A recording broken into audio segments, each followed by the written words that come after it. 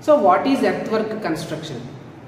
So if any construction site is available, if you are planning a project in that, the basic step is site clearance. Just now we have discussed. Site clearance is very important. After site clearance, according to your plan, you have to excavate the earth, because if you are going for a dam, so a river valley is there, that means across the river you are constructing a dam. So for that dam you have to obstruct the upstream side water and you have to divert the water. In that, after diverting the water in that particular construction site, according to the foundation you have to do excavation of soil.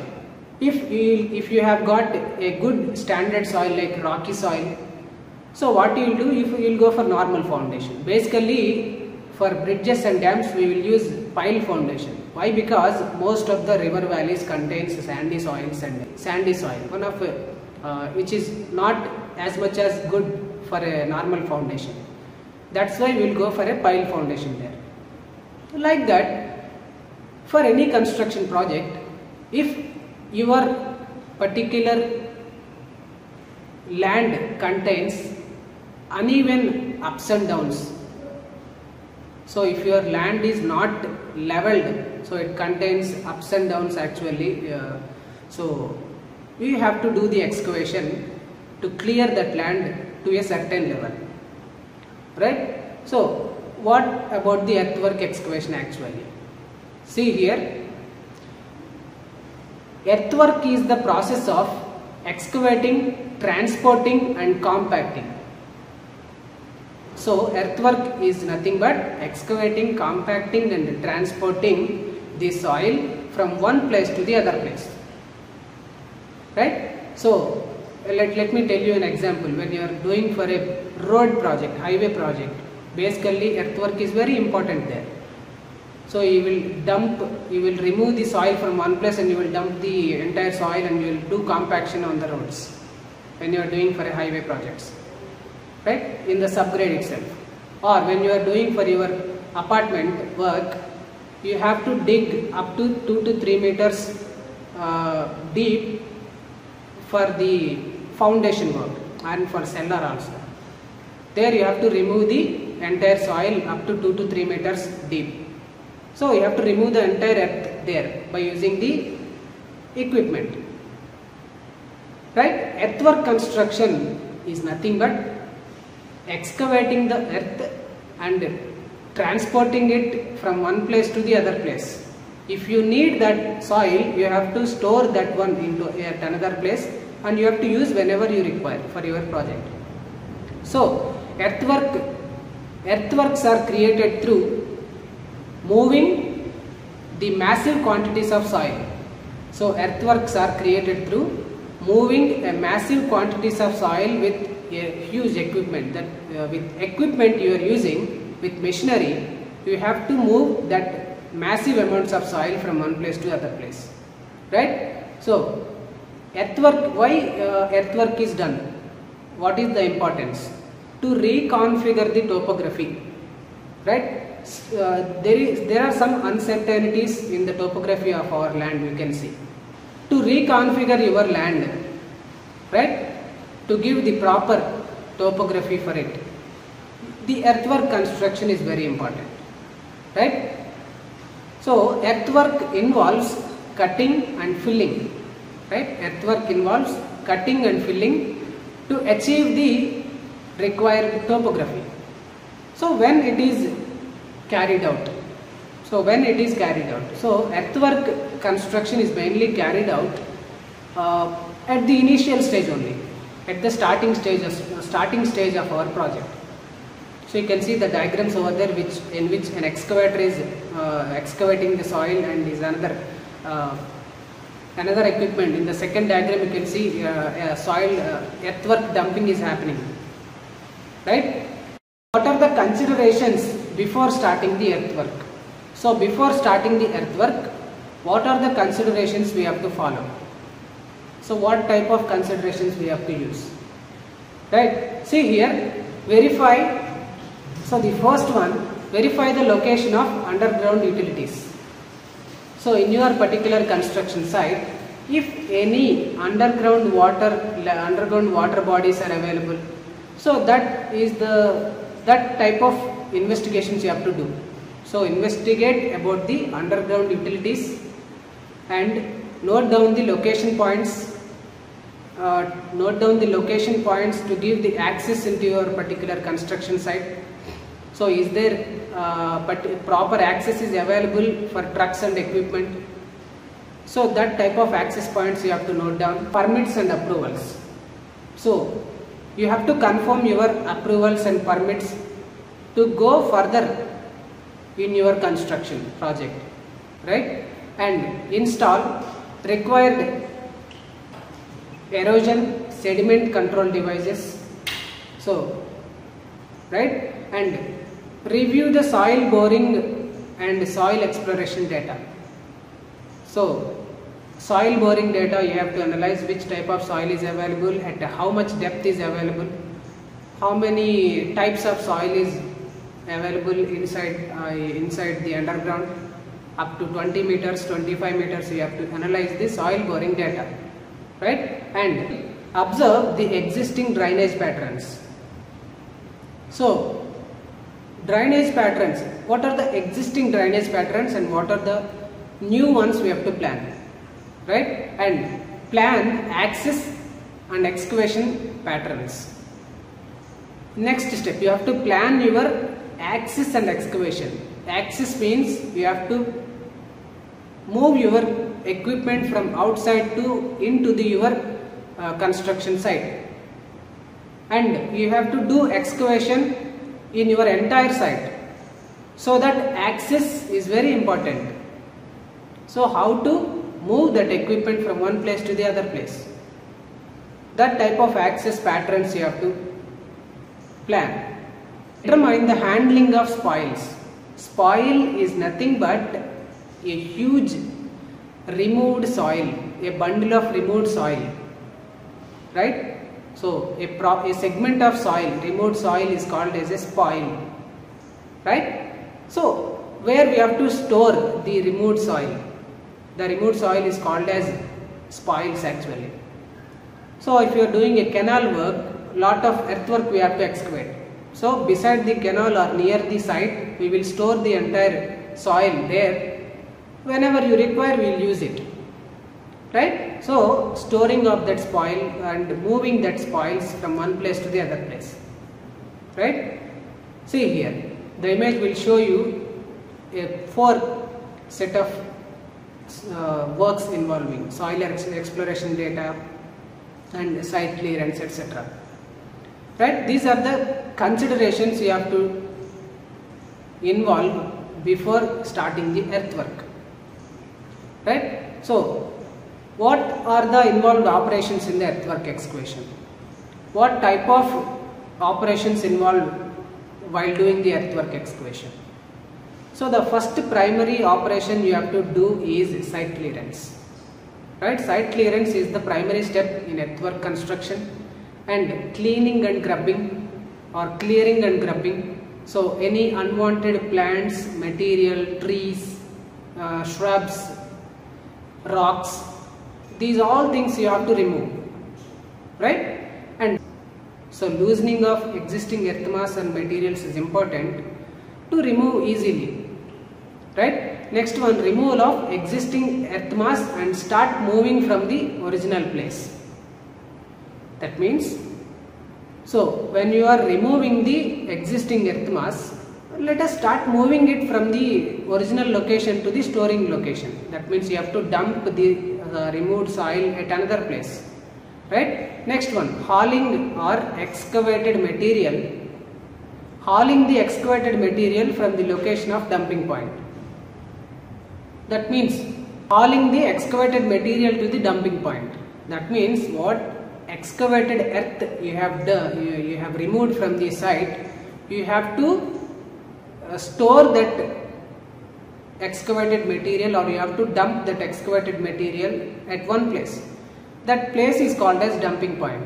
So you have to move that entire removed soil to the dumping point, right? Next, so dumping the excavated material at the place of deposit, just now we have discussed.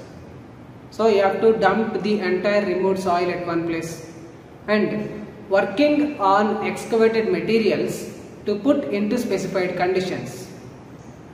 So if at any place, at any particular segment, if you require the filling of soil is required, so you can bring that particular stored soil from the dumping point to the construction site.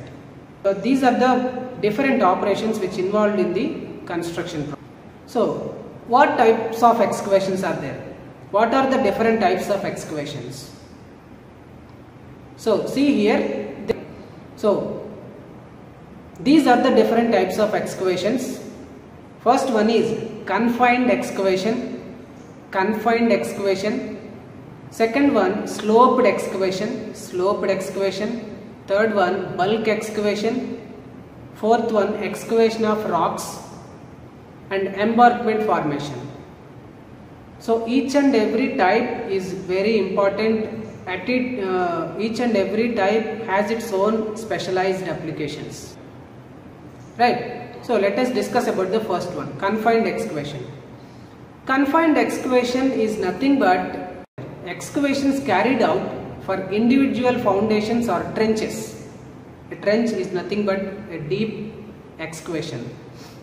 So here most of the apartments, residential buildings, bridges, bridge foundations, the type of excavation you are doing is called as confined excavation. That means you will do the excavations vertically into the soil.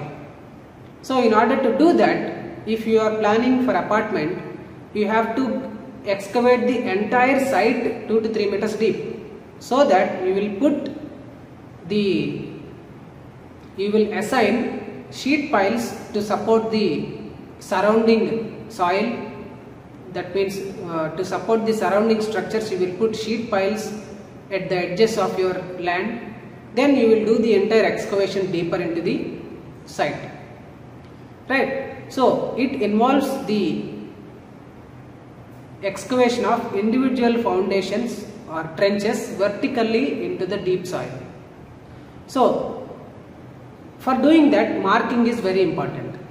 So marking is done by lime or wooden pegs. Basically we will do marking with lime, putting a lime powder on the ground or wooden pegs, right? So what type of equipment you will use in this? Backhoe excavators. Basically you can see backhoe excavators. We will discuss in equipment itself. So backhoe excavators are basically used for the excavation process, confined excavation process, right? So number of excavators are depend upon the volume of work. So the next one, sloped excavation. So what is a sloped excavation? Basically sloped excavation you can see in case of canals. Mostly you can see the sloped excavation in case of canal embankments. So when this sloped excavation use?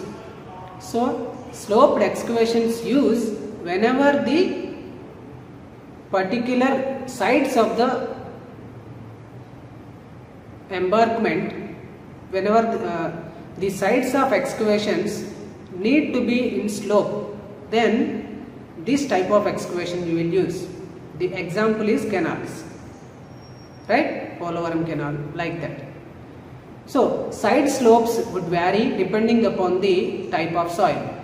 So the side slope, that means the slope you are providing by excavation, depends upon the type of soil available in that site, right? So canal embankments are the best examples for this type.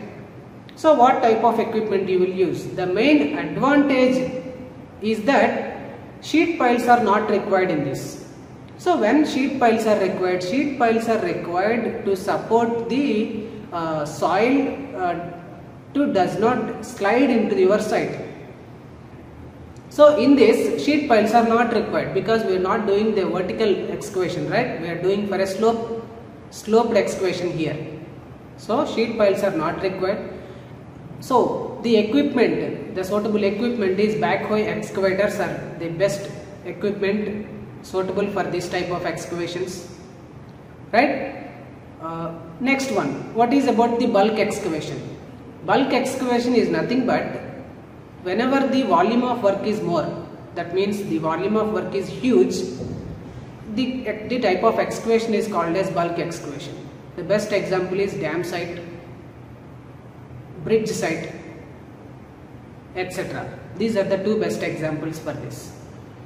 So whenever the excavation involves a huge quantities of earthwork you have to remove, that type of excavation is called as bulk excavation, right? So what is a bulk excavation actually? It carried out when the excavation work is huge, right? So big versatile equipment like scrappers, excavators are used in this type of excavation. The number of equipment is also more, so we will use multiple number of excavators to finish the work on time. So scrappers, excavators will use in multiple numbers. You can do your entire work in number of stages. Here I have shown 2 stages, but based upon the amount of work involving, the stages may vary. Stage 1, stage 2, stage 3, stage 4, like that, right? So bulk excavation mostly you will use, we can see in case of bridge works, dam works, the multi-storied buildings and high skyscrapers, that means the towers, etc. These are the different works in which the bulk excavation involves, right? So here excavation of rocks. Here only you can see the excavation of rocks. Near our college there is a quarry is available. Daily they are excavating the rocks there, right? So rock excavation. If your project site contains rocks, definitely you have to remove that rocks to clear your site, to give the proper access to the foundation. So this is mainly carried out in the rocky and hilly areas, right? If you are constructing a road on the any hilly area, there you have to excavate that entire hill, that you have to remove the rocks there. You have to remove the existing rocks there, right? So excavation will be easy when the existing rocks are weak. If the existing rocks are very strong and hard, the excavation will be somewhat difficult. So if there are 3 types, if weak rocks are there, you can remove the existing rocks by using excavators, right? If the existing rocks are in the medium stage, that means medium strong, so you have to involve some more equipment like scrappers and drillers. If the existing rocks are very hard, right? If the existing rocks are very hard, you have to use pneumatic breakers. Pneumatic breakers are available. You can see from this near in our quarry, you can see pneumatic breakers. A needle type arrangement is there for excavator. Those needle type arrangement will break the rocks, will drill the rocks there. So blasting is also one of a method we use for this strong rocks, wherever strong rocks are available. If you want to remove the strong rocks, we will use either blasting and pneumatic rollers, pneumatic breakers at that particular application. What about the last one, embankment construction or embankment formation? This embankment formation basically you can see in road works.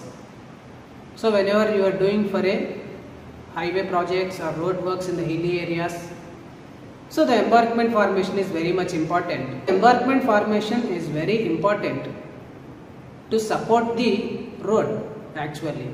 So without proper embankment, the road cannot exist or it cannot sustain, right? So see here the first image I am showing here, it is called as an embankment. It is actually a hilly area. So the side of that particular entire road, you can see in the slopey side is there, that side is called as embankment, right? There is another one, there is another diagram over here, it shows the road work, embankment for a road work it is. So it is the process of earth filling, right? It is the process of earth filling or dumping the earth at one place, right? So here in embankment construction, slope is very important. The best examples are road works, highway projects, canal works. Embankment is most important in case of canals. Road works in hilly areas. These are the main and major applications for embankments, right? So construction equipment, what type of construction equipment we will use? Compaction equipment and gradation equipment. So compaction equipment like sheep foot rollers, compactors. So these like compaction equipment we will use, and along with grading equipment also, right? The next one, for trimming side slopes, backhoe. For trimming means to give the proper slope, to trim that entire embankment side, we will use backhoe excavators for trimming the slope in order to give the proper slope, in order to give the proper shape to that, right? So this is about the embankment formation. So in this session we have discussed about what are the construction facilities and what is about sequence of works involved in construction, what are the necessary steps you have to follow before planning any excavation work, and what are the types of excavations.